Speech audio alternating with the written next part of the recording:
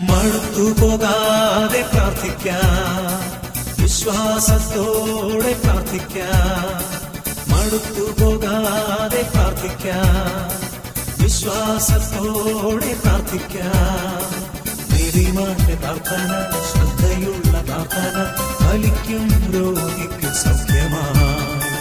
നീതിമാന്റെ പ്രാർത്ഥന, ശ്രദ്ധയുള്ള പ്രാർത്ഥന ഫലിക്കും, രോഗിക്ക്